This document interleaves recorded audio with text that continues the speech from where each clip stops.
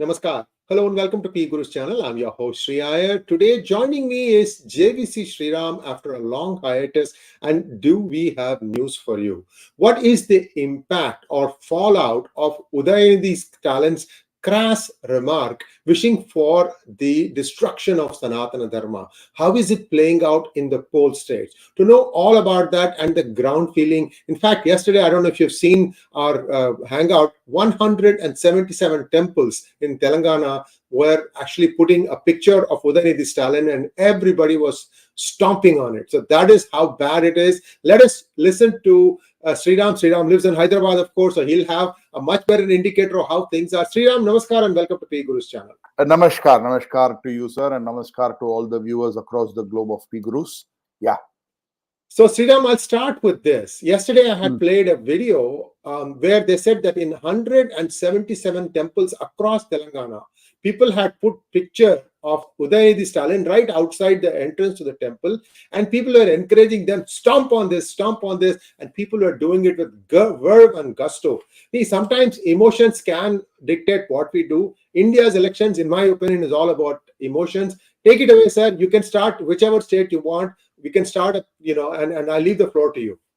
I think I do not know who is writing the script for DMK, because whoever is writing the script for DMK is doing a great disservice to the INDI alliance. Because probably in Tamil Nadu, the impact of his statements would not have been phenomenal. But mind you, after what he said, we had a sitting minister, education minister, who had been in every DMK's cabinet right from 1989, who has some cases pending against him also, K. Ponmudi. He started making some uncharitable comments. As usual, Mr. A. Raja has joined the party today, if I'm right. So, probably I thought there would be a course correction because Udhayanidhi Stalin had a context to what he was saying. I'm not agreeing to what he is saying, and in fact, I condemn what he is saying. But context was he was participating in a conference where they were supposed to discuss about eradication of Sanatana Dharma or opposing Sanatana Dharma. So he took the cue and said it's not something to be opposed, it is something to be eradicated. And immediately after that, we saw the fallout of it and the reaction to it, which came from Shiv Sena, which came from Mamata Banerjee, which came from Congress party at Delhi. Although the Dravida Congress of Tamil Nadu speaks a different language, I call them Dravida Congress because they have pledged, mortgaged their interest to Arivalaya. They do not have anything left with them as far as Tamil Nadu Congress is concerned. And then you have RJD spokesperson who was there with me in a leading national television channel, who also said he is not agreeing to what he is saying, what Udhayanidhi Stalin was saying. So as a result of which, I thought this issue probably will die a natural death and nobody will pick it up from here.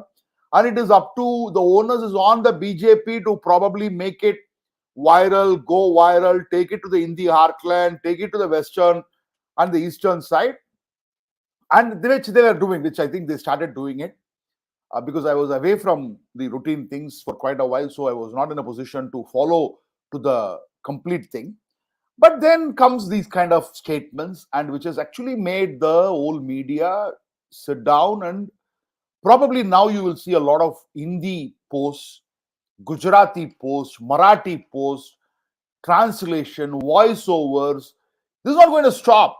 If DMK or the INDI alliance thinks that this is going to come to a halt, I think BJP, which is a well-oiled machinery, it may not be a very well-oiled machinery in south of India's, but in the north of India's, obviously there would be a complete resonance to it. There would be traction to it. People will take it forward. And when you mentioned about Telangana, it is very interesting, Mr. Iyer, that when the Ram Janmabhoomi movement, that is the construction of Ram Janmabhoomi movement collection started, the donations started, I should say donations, Rajasthan topped the list. Telangana was number 2. I have always maintained that Telangana is a fertile soil for saffron. But probably politically it will take time. It is not going to happen immediately. It's not going to changes of government is not going to happen, which we'll discuss as we move along. But in Telangana, I'm not at all surprised. I'm not shocked because Telangana has got a lot of roots for the saffron and the Dharma part of it. there are temples, and there are, in fact, there is a huge temple for Rama. After Ayodhya, the most famous temple is in Bhadrachalam, which you must be aware of. Oh yes, So, oh yes. yeah. So there are a lot of context to what it is, and Purandara Dasa, and a lot of things are there. In Telugu, there are a lot of Puranas are there. So as a result of which, I'm not surprised. But what I'm really surprised is, was there a communication from the other alliance partners, like somebody like a Trinamool Congress or a Shiv Sena UBT faction or a Rashtriya Janata Dal, or for that matter, even the Congress party itself? Somebody can pick up the hotline and call up Arivalayam and say, hey guys, what are you doing? What's happening here? For everything which is happening, we are losing tens of thousands of votes. And this is not going to go on forever. And you know pretty well how because wherever the BJP has got the missionary, like in a state like Rajasthan, state like Madhya Pradesh, these are Sanatan states, Uttar Pradesh, Uttarakhand. Now these they can amplify it, they can make it bigger, they can make it go viral. And when it happens, the heat will not be felt by DMK directly, because DMK has got no stake beyond Gummidipoondi. I always say they can't get even a single vote outside of Gummidipoondi, outside of Hosur, outside of Kolachal. They can't get a single vote, or Killur, because those are the borders. Their party stops there. At least AIADMK has won outside of Tamil Nadu, like in Karnataka. But DMK has never contested also. So although they would call themselves as Dravida Munnetra Kazhagam, which encompasses the entire southern India, that is what they would say, but they have never. But it would hurt the others, particularly the India alliance. Maharashtra is it's going to really hurt Shiv Sena, because there is a question mark regarding, because Shiv Sena itself is groping in the dark, because Uddhav has got a challenge. If there is going to be an opposite candidate who is a Shiv Sena 𝗒𝙗𝙤𝘆 faction, or for that matter a BJP candidate, and in the INDI dots alliance, if there is going to be a Congress candidate or a NCP candidate which happens to be a Muslim, an ardent Shiv Sena voter would probably go for a BJP or a Shiv Sena 𝗒𝙗𝙤𝘆. Already he is having that particular dilemma in his mind, because the ground level Shiv Sena worker is of a different kind altogether. And Kamal Nath has made extreme efforts to turn this Madhya Pradesh election into an election, because we'll come to the election numbers a little later, to make it as a battle. In fact, that is the reason why he said you cannot have true politics opposing 80% of the population. You got to carry it along. So, and you know pretty well how Mamata Banerjee sings, the stotrams and various stuffs. So, as a result of which, it would hurt. It would hurt, and the alliance could be shaky. And I saw an interview in which Annamalai said, if INDI alliance, if this dots alliance is going to break, one of the reasons for that could be the DMK, because of the kind of lack of understanding of the national politics. Because Tamil Nadu politics is different, they would say that Indian politics is different. Same is the case. And even in Tamil Nadu, we need to understand that nationalistic fervor, and more importantly, because DMK has always said we don't do politics based on religion. But then you being a religion neutral is different. You opposing a particular religion is completely different. So this can have overtones. We have to wait and watch. In Tamil Nadu, I'm not very bullish, because Tamil people vote for different on different range of issues. They have different priorities. They have their own mind, which is probably different from that of the national consensus. But still, it might have an effect on Tamil Nadu. At least the southern Tamil Nadu, it might have an effect, because you can't be abusing Hindus left, right, center. Okay, and because at one end, Veeramani said Hindus are is equal to Sanatana Dharma, Sanatana Dharma is equal to Hindus. Then Udhayanidhi Stalin clearly demarcated between Hindus and Sanatana Dharma. Ponmudi referred to Sanatana Dharma, but now A. Raja has gone back to Hindus. So this, what is this? It's a kind of a confusing tunes which they are playing, which is going to have an effect. It's definitely going to have an effect. JVC, I have two questions for the BJP government at the center.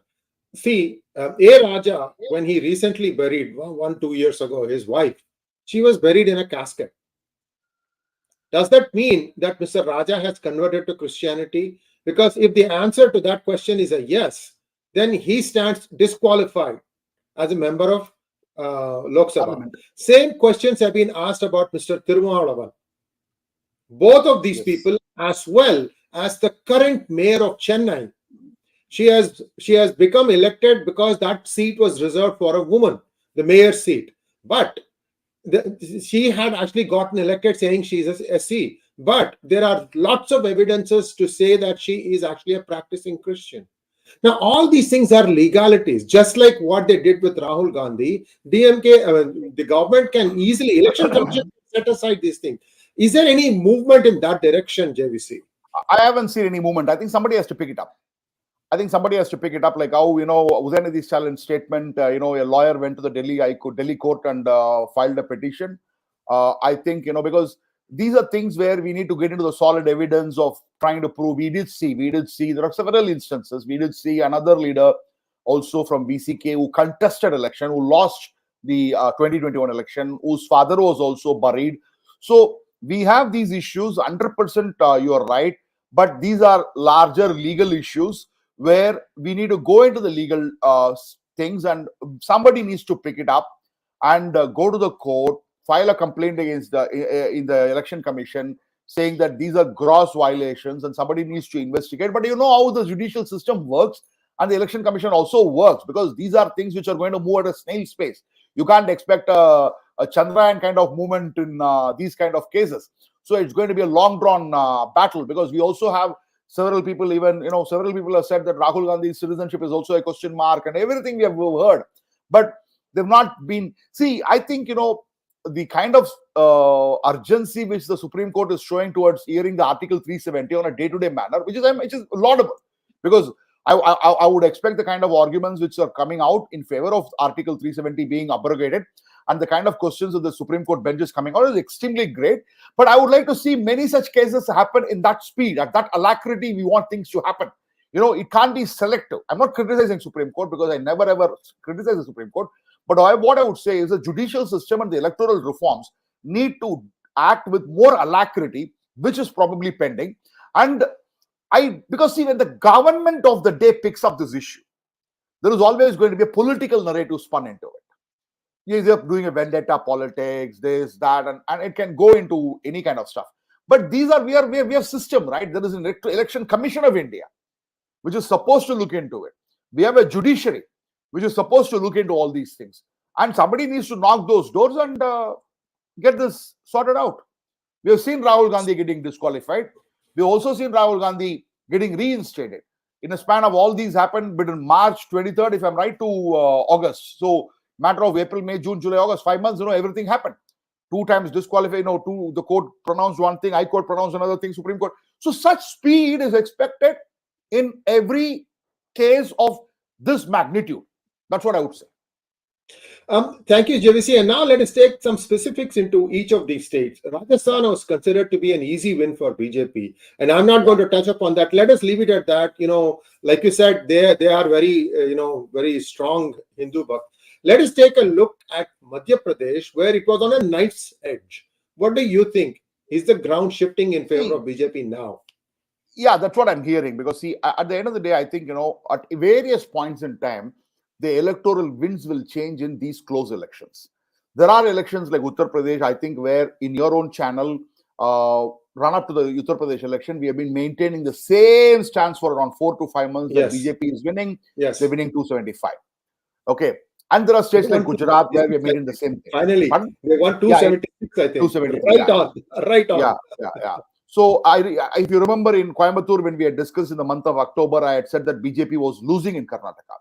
But then BJP did certain things which looked like BJP was coming back, at least as a single largest party, which did not happen. And we also said the women voters are not flocking behind BJP the way in which it has to. But Narendra Modi gave up impetus to the campaign. There was a reservation which came into existence. And B.S. Yediyurappa was again given that kind of position. But nobody saw dissidence on the ground. But there have been a lot of, real outrageous work done by the BJP candidates themselves and leaders themselves, which led to the defeat. Because if I had held on to my October position, I said 51 seats for BJP. From there, they probably improved up to only 14 or 15 seats. So if I look at Madhya Pradesh, so these are states where these are oscillating states. So Karnataka was an oscillating state. Uttarakhand was an oscillating state.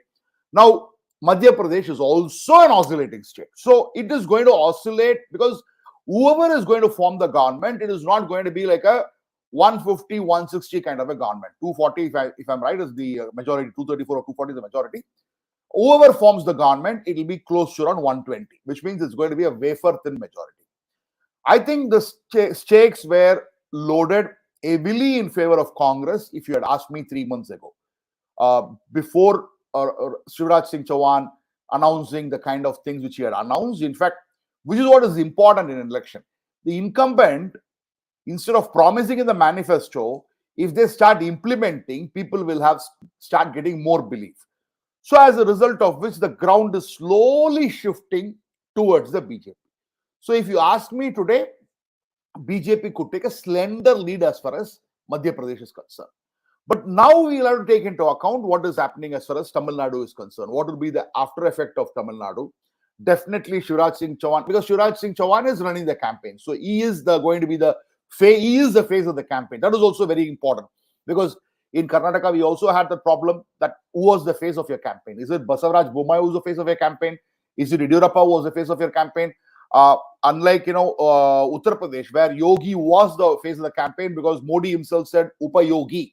So same way, Shivraj Singh Chauhan is the face of the campaign, as a result of which, if the elections were to be held today, I feel BJP should be able to win around 120 seats. 120 plus. It's simple. It's going to be a fight. It's not going to be something which will be a runaway victory. It will be a fight because, there have been, the voter fatigue has been there towards the BJP for a long time. That's why they voted in favor of Kamal Nath in a wafer-thin majority. But now again, he has come back. So that's something which we need to keep in mind. As far as Madhya Pradesh is concerned, this is what I would say, that BJP looks to be coming back as far as Madhya Pradesh is concerned. Thank you so much, JVC. Now let's take a look at 𝗤𝙼 or Chhattisgarh. This was supposed to be an easy win for Congress. Now, Chhattisgarh used to be part of Madhya Pradesh, and it got hived off during the first NDA term. And, one of the tall leaders of Congress at that time was Vidyacharan Shukla, who unfortunately died in one of the Maoist incidents. Yeah. So how strong does Bhupesh Singh Baghel feel today, given that Chhattisgarh, not much gets spoken about? There's also a fair amount of conversion activity there. Given all these things, what do you feel are the prospects of BJP? Do you think they can mount a counter assault there? Let's talk about one thing. Although the BJP formed government ever since 2003 to 2013, Raman Singh. which means they won, Raman Singh, BJP had not won a resounding victory in any of those elections. There have been certain pockets like Bastar, where BJP has not been able to make an impact, make a dent. On the contrary, once when the Congress won, it was a resounding victory. Winning 67 seats is not a joke out of 90 seats. BJP was always, it was like 47, 49, majority is 46, it will be close to 50, very close to 50. So for the BJP to mount a challenge to where they can form a government in Chhattisgarh, I think they should have probably started doing things almost 6 to 8 months in advance, which they are not. Even now, the leadership phase is question mark. Although the candidates have been announced, because this is one of the complaints which I had in one of the meetings which I attended, where I said in Karnataka, you had a fantastic manifesto. I believe BJP had one of the best manifestos in Karnataka. BJP, but on the contrary, manifesto was released just 2 weeks before the election. So there was no way communication can happen. But Priyanka Gandhi announced January 1st itself, she announced that I'm going to give 2,000 rupees per woman. And you had candidates being announced as late as April 10th, when April 12th or 13th onwards, the nomination starts. So when I said all these things, I think some of them have taken it forward and it has been considered. And now Chhattisgarh, they've announced. But I would say, in Chhattisgarh, as on date, if we say Madhya Pradesh, BJP is probably a front runner. In Chhattisgarh, Congress is poised to win more than 50 seats. More than 50. Now, can BJP probably do something to extend its, at least today, if you look at it, maybe around 2025, Congress will be 50 to 60. Can they bring Congress to less than 50? that could be the realistic aim. Because 𝗤𝗫𝗍, being a OBC leader, as probably, we don't know how much he has done. When I went in 2020 to Chhattisgarh, it was not a very favorable thing for 𝗤𝗫𝗍. But in the last 2 years, we have seen 𝗤𝗫𝗍 has been kind of asserted himself as a leader. I think that the other guy, TP Singh Deo, has been reconciled. So dissidence is kept to the minimum level. See, whenever the Congress formula has been ever since Jawaharlal Nehru, Indira Gandhi time, Rajiv Gandhi time also, when you have a strong local leadership phase, Congress does well. You take the case of a Y.S. Rajshekar Reddy, or you take the case of a Ashok Gehlot, who can bring the party back to power. Now, Chhattisgarh, they found, because they had somebody like Tarun Gogoi for a long time, but then they not have now. They had somebody like a Karunakaran, A.K. Antony, and Oman Chandy in Kerala. So in Chhattisgarh, absolutely, I can say, credit to Congress that they have been able to identify a leader, empower that leader, and give him that space, as a result of which, whether you like him or you dislike him, you like his ideology, you dislike his ideology, but he can deliver. And that is what he is going to do as far as Chhattisgarh is concerned. So even in Madhya Pradesh, if you look at it, for a long time, they had a leadership crisis. There was a 𝗤𝙧𝙤𝙀𝘅 𝗔𝐵𝑉𝐽𝑎𝑠 Singh, there was a Kamal Nath, there was a Jyotiraditya Scindia, and those days there used to be Arjun Singh. So a lot of dissidents used to be there. Your tall leadership, even in both the national parties, I would say, even in BJP and in Congress, wherever you had a strong regional phase, because you can't win state elections based on national issues. Those days are gone. Because we have seen in Odisha, in the same polling booth, on the same day, 2 different EVMs, people vote differently. So that is what you would see. So both the Congress and the BJP will have to understand that, yeah, you have a national phase. For BJP, you have Modi ji as a big national phase, but you need to have a local regional leader. If Tamil Nadu BJP is at least finding some traction, it is because they have got Annamalai as the leader. And he is leading the yatra. So as a result of which the traction is coming. In that case, in Chhattisgarh, 𝗤𝗫𝗍 would call the shots. He will be able to put his candidates into the election, get the tickets for them. And that itself will ensure that he will be going past 40 easily. And there are some traditional Congress stronghold which will give him around 12 to 15 seats, 55. So can BJP stop him at 50? Is the reasonable expectation. Or else he will go up to 60. BJP might have to end up with around 23, 24. That's what would happen. Thank you so much, JVC. And while he takes a sip, I reserve the best for the last. But before we go into Telangana, a small request to all of you. We want to give a resounding welcome to JVC. We have 1,000 people watching, but there are only 200 likes. Come on, guys, we can do better than that. We need at least 1,000 likes, because I'm going to give you a little bit of a backdrop on Telangana, especially since JVC Sreeram mentioned Sreeram and Bhadrachalam temple. I don't know how many of you know this, but it is believed that Saint Tyagaraja's inspiration for Ram Bhakti was because of Bhadrachala Ramdas. How, you might ask? It is believed that Tyagaraja's mother was from Bhadrachalam, and she used to sing Bhadrachala Ramdas song. Remember, Bhadrachala Ramdas was a good 150 years before Tyagaraja. In fact, he was the nephew of 2 ministers in Tanashaya government called Akkanna and Madanna. They were the ones who recommended to the king, the Sultan, that look, we are to appoint this fellow as the district collector. We know the story, right? He collected all the taxes and then he built a Ram temple. And then he was imprisoned for that. And even today, if you go to Golconda Fort, you can see the room where Ramadas was imprisoned. In fact, you can even see scribblings of Telugu where he wrote these songs. So all this stuff, why I'm saying all this is there is a deep, deep connect with the people of Telangana with Bhagwan Sri Ram, and we want to really find out whether this Sri Ram, this Sanatana Dharma movement is going to have an impact on KCR, because remember, KCR is not still part of India Alliance. So you can always say, I didn't say anything like this, except what happens is when you go to the most basic fundamentals, when you go and kindle somebody on religion, people will immediately remember. I'm sure BJP is good at this in Telangana. They'll say, look, who is this guy pandering to? Right? That is the thing that KCR will find difficult to walk away from. You're over to you, Telangana prospect. How do things look now? I got to be extremely brutally honest here. Although you have mentioned a lot of things, Telangana also happens to be one of the parliamentary seats which sent BJP member way back in 1984. It was Hanumankonda and Mehsana in Gujarat were the two MPs which represented BJP in 1984. So Telangana has been a kind of a, I would always say, a soil is fertile, but everything has to come together. It came together in the GHMC elections. It came together in the elections for the Huzurabad, and before that Dubak, because Dubak is not a small thing, because Dubak is a seat which is, neighboring seats are Harish Rao, the nephew of KCR. Another seat is KCR's own seat.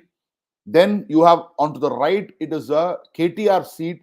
So when you have to win a seat where it is locked, surrounded by fortresses of BRS or TRS those days, that's not a small thing. But from there, let's not try to do postmortem at this point in time. It's been a tough journey for BJP, and they've not been able to pull its act together.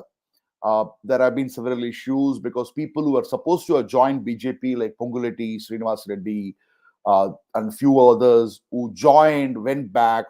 There have been a kind of an insecurity. A lot of issues have been there. The kind of infighting was also there in BJP, the ego clashes, as a result of which today I can say with authenticity that BJP is not coming to power in Telangana.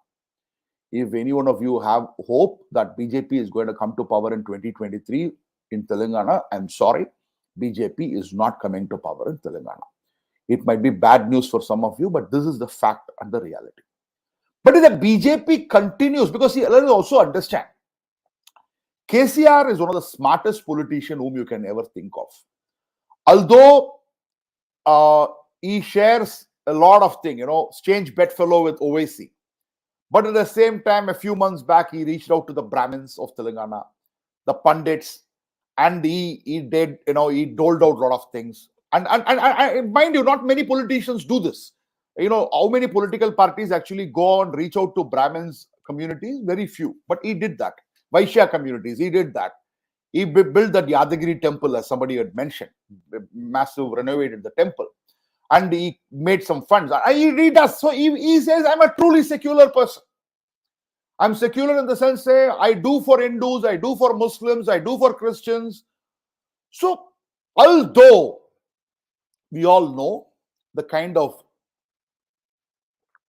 patronage he has and the kind of affinity he has towards Owaisi, which is beyond the scope of today's discussion. But what would happen is BRS is coming back to power with a reduced majority. The fight for the second place is going to be between BJP and Congress. At this point in time, it all depends upon the candidate selection. Because BJP has smartly asked its people who want to apply for the seats to apply, and they've started applying. A lot of leaders have already started applying. Many big leaders are not applying because they're waiting for what the top leadership is going to say. But there are people who have started applying for each seat. Now, so what kind of a candidate selection is going to happen? What kind of narrative is going to be set? Because there are a lot of narratives which can be set against BRS, because he promised a lot of things which he has not delivered. He has not delivered. 3,016 rupees for unemployed youth is a dream. He promised in 2018. Until now, he has not delivered. 2-bedroom all kitchen is a work in progress, and some delivery happens, some doesn't happen. He says 100%, I only implemented water connection to everybody. I have personally gone to many assembly seats and I have seen people saying that pipe is there, open the pipe, air will come, water will not come. This is the fate of many places in Telangana. So anti-incumbency is there. Narratives can be set. But in Telangana, one of the other things which you also need to see is Telangana is a state where momentum picks up late. Because it's not unlike Tamil Nadu, where, Tamil Nadu goes into a kind of an electoral season. And you will see in Tamil Nadu, almost, right now itself, the election starts building up for 2024.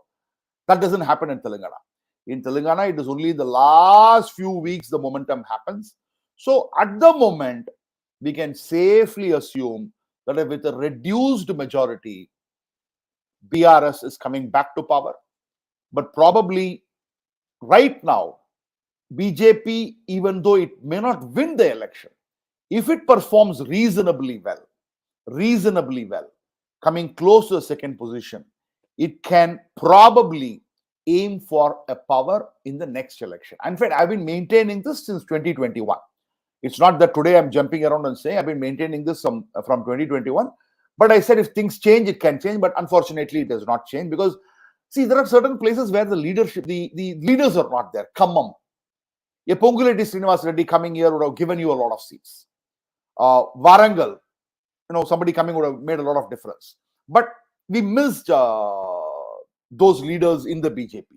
So as a result of which, what is happening is when you have absence, because 𝗂𝘂𝘍𝑑 Srinivas Reddy was upset and annoyed for months together, or for the matter, couple of years, and he was waiting. And Karnataka election, Congress winning, the narrative shifted, and he went to Congress party. So these small things makes a difference. But still, Congress is a fighting house. They fight. There is an old leadership. There is a new leadership in Revanth Reddy. So we never know. Once the seats are nominated, tickets are distributed, lists are announced, then we can say whether Congress is going to be the second position or the BJP is going to be the second position. At the moment, BRS is in pole position with a reduced majority. KCR is coming back to power. Thank you so much, JVC. And we have a few questions for you, if you don't mind. You have a few minutes, sir? Sure. Thank you. Go ahead. Thank you.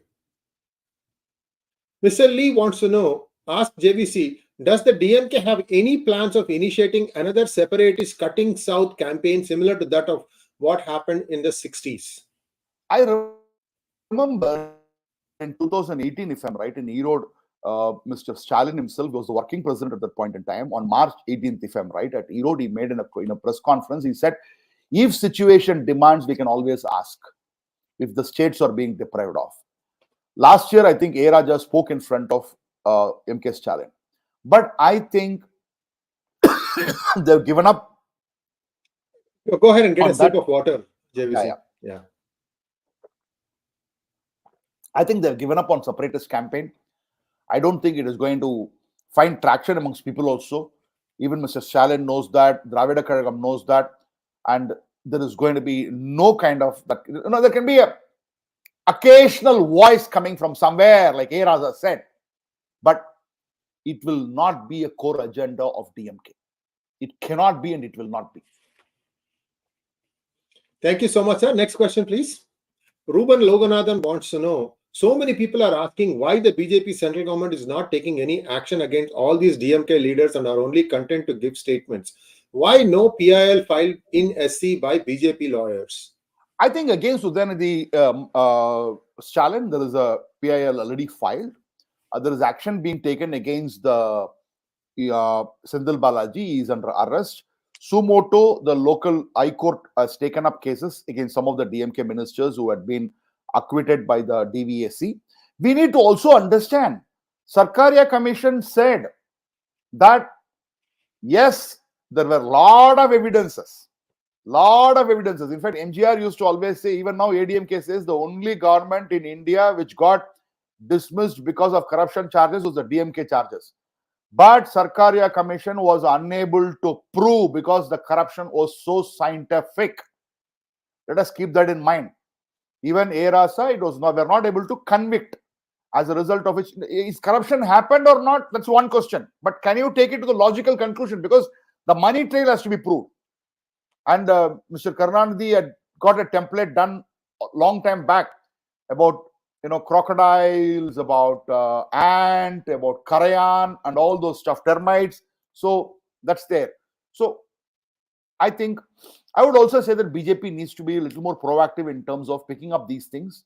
And because if there is the way in which they do it against the AAP they did, or the TMC they did, I think they can show some urgency against the DMK also, which I expect them to go forward. And to be fair, yesterday there was a massive rally that was headed by Annamalai. He actually came back to Chennai to pick up this thing, and they were stopped. They were not allowed to go all the way up to, I think they wanted to go to Udhayanidhi Stalin's house, if I'm not wrong, but they got stopped in the middle. The traffic was, disturbed, and then finally the police convinced Annamalai to withdraw the morcha, and they went home. I mean, the BJP also has to straddle that line where they can't be seen breaking the law.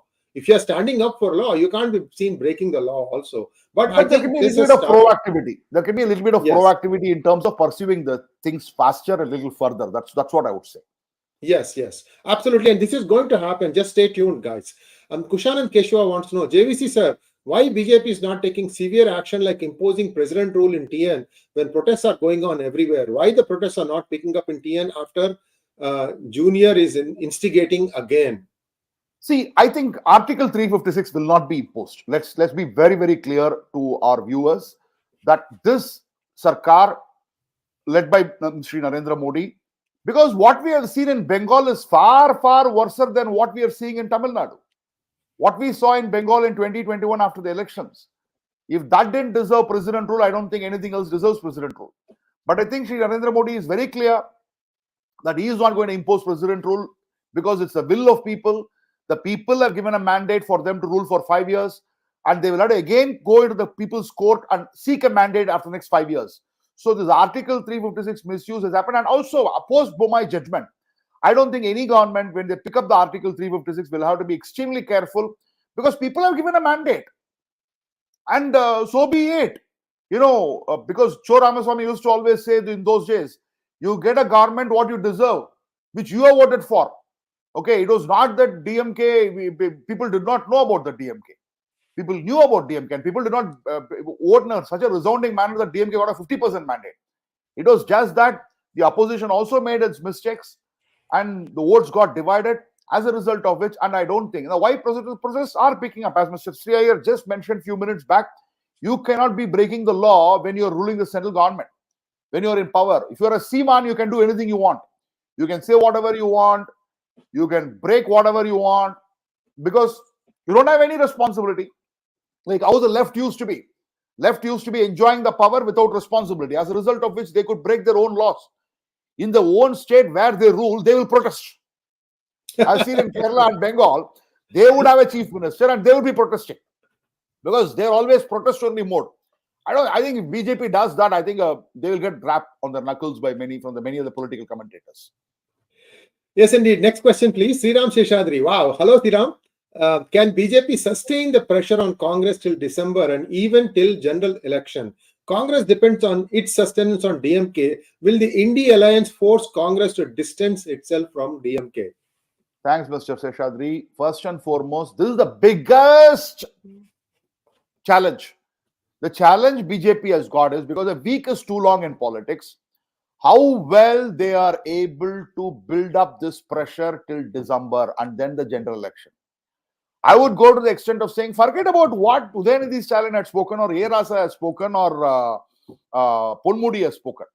I think the BJP would have to go back, pick up all the videos, Ramar Engineera, Hindus are chores, from there to Periyar, get all those translated, not subtitles, voiceover on Hindi, Gujarati, major languages, Telugu, and let the people of India know, people of Bharat know whom Congress is going with. Now, that's the thing which they have to do.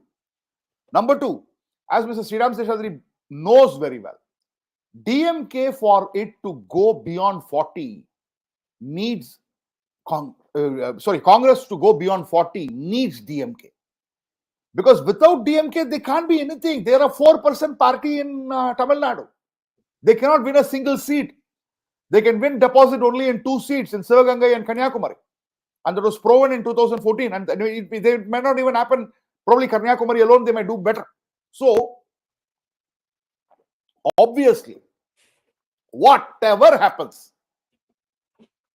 DMK will be staying in INDI.alliance because Congress will be protecting them. That is my assessment. It can lead to a Mamata Banerjee walking out saying that it is very convenient for her. Because see, for Mamata Banerjee, this alliance is basically a headache. Because even in the recently concluded by-elections, Congress and Communists put up a candidate. Communist Party have already decided that we are going to fight all the seats. Now, if she goes with an INDI alliance, then it's actually advantage BJP.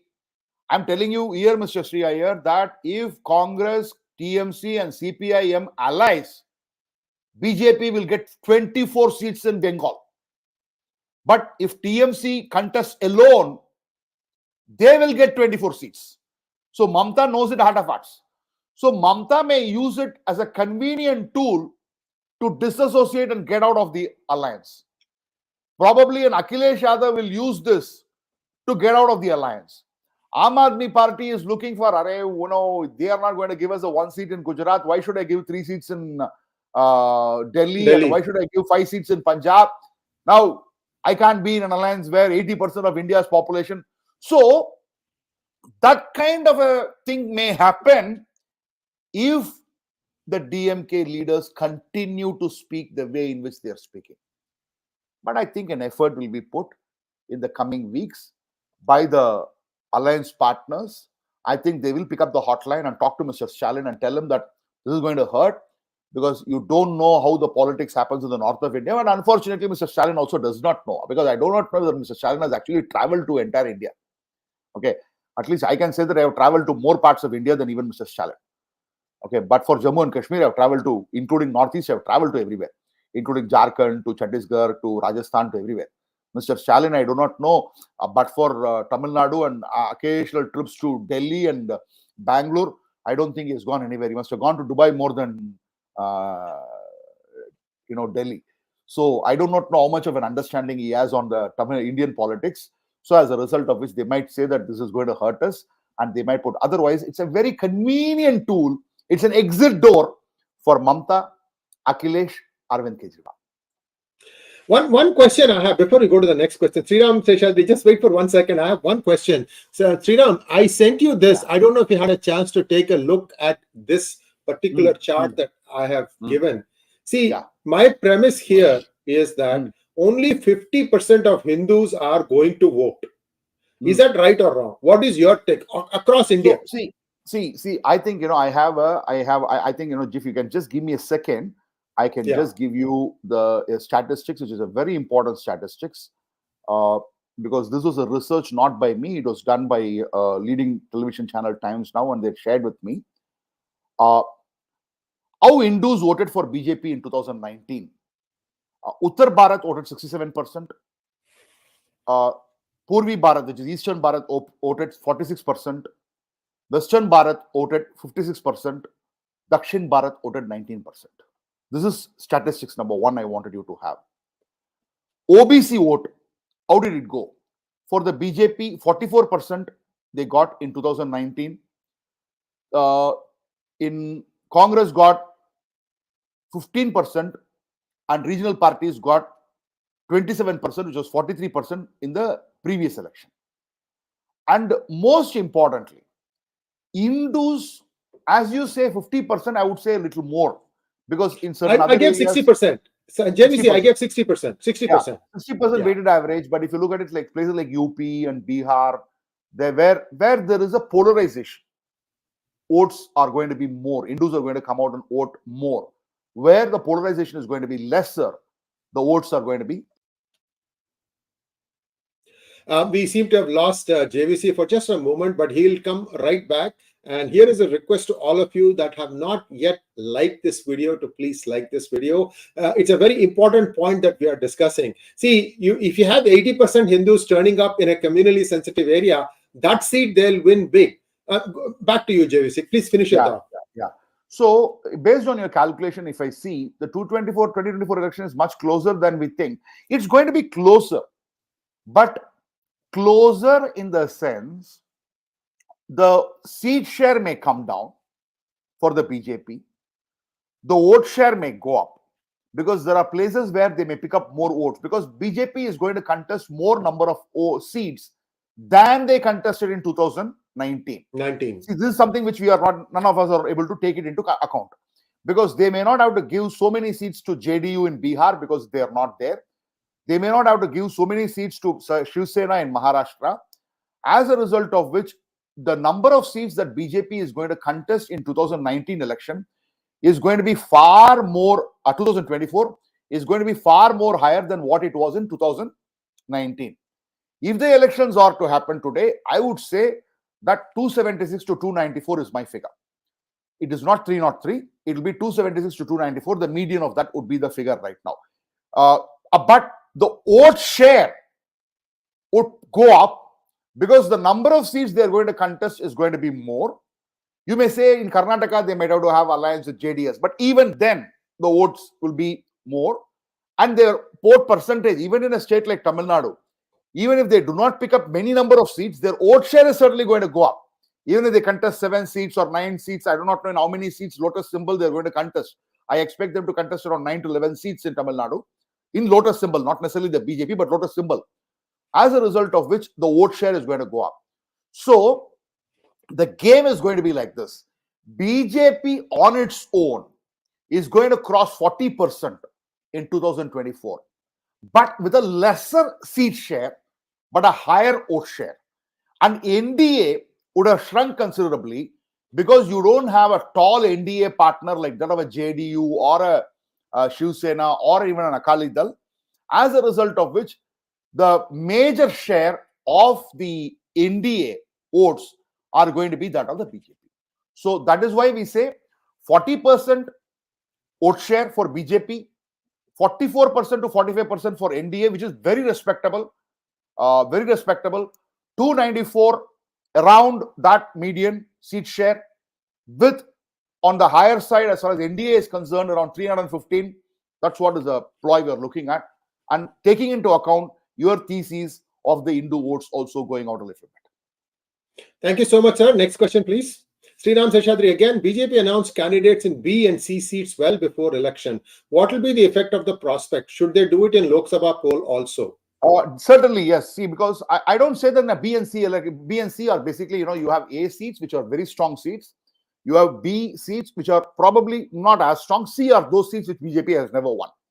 So in the B and C is where we said you got to have candidate put well in advance. Yes, becomes a fighting chance. See, I'll give you an example, Mr. Seshadri, that there is a seat called 𝗣𝗽𝗼𝗼, where BJP got hardly 2.45% in 2018 assembly election at Karnataka.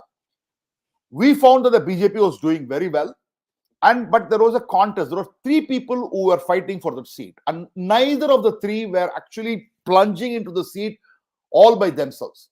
So each one of them was hesitant in terms of, am I going to get the seat? Am I going to get the seat? Am I going to get the seat? All 3 names are there in the prospective list. So none of them gave their full heart to the campaign till April 10th. Now on April 10th, one name came out. Now, do you know how much votes the BJP got at 𝗣𝗽𝗼𝗼? This is just an example. BJP got almost 37%, 36.5%. From 2.45% in 2018, it swelled to 36 point change, and BJP came second, which had never happened. Hanur is another seat where they've never won. So we can see these things. They should do it for Lok Sabha poll also. They should not keep, because in Lok Sabha poll, BJP will have one big thing saying that it is on Modi card I'm going to fight the election. Correct. But you already identified 160 seats which are where you're weak. So in those 160 seats, even if you don't announce externally, internally you make the announcement that you are going to be the prospective candidate, go all out. Okay. So that can happen, and that should happen. If that happens, the chances of, because BJP had already identified 144 seats in 2021, where they've never won. And it became 160 in 2023, and they've already sent people. I know personally, I know that Mrs. Nirmala Sitharaman went to Baramati, where Supriya Sule contesting. I know Mr. Kishan Reddy keeps visiting Erode and Ramanathapuram because prospective seat where they think that they're going to contest. So likewise, they've identified, and you see them coming. Vellore also is one more seat. So when you're making those efforts, go and give the last punch, which is that of informally announcing the candidate also. That way, dissidents can be controlled. Candidate can probably start spending the resources very well. Allocate, because BRS has announced 15-20 days back the candidates for the seats. In Karnataka, Congress announced, and that turned out to be an advantage. So these are things which probably BJP would have to do differently, because every state is not a Gujarat, every state is not an Uttar Pradesh.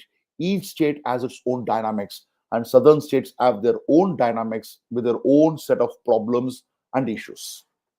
I have no doubt in my mind that somebody from BJP, not only in the center, but also in all the states that we're discussing, will watch this video, not one, but more than one. We are just trying to educate you all, understand that don't take anything for granted.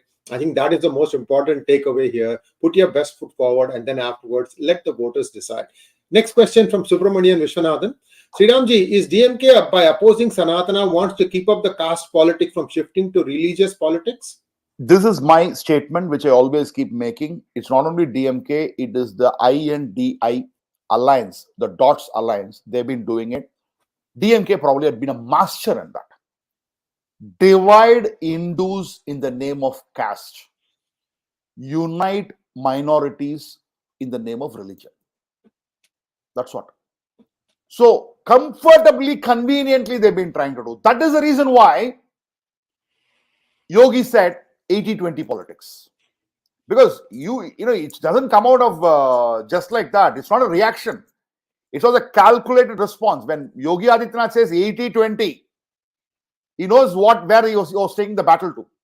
Because he knew that in Purvanchal, with the help of Om Prakash Rajbar, in Western Uttar Pradesh, with the help of this guy, Ajit Singh's son, they were trying to divide Jat, OBC, Yadav. So that's when, Yogi ji said 80-20, and which set the cats among the pigeons. So I think there's a counter. I think they've got wonderful counter. In fact, Amit Shah went to an extent saying that, our enemies are only for, we have been fighting with them only for the last 40 years. But you guys have been fighting with them for Jats. You guys have been fighting with them for the last 400 years, 500 years. And so we know we are all together. So they know how to handle it. But this is the truth. The question which you asked is very relevant, and this is the truth.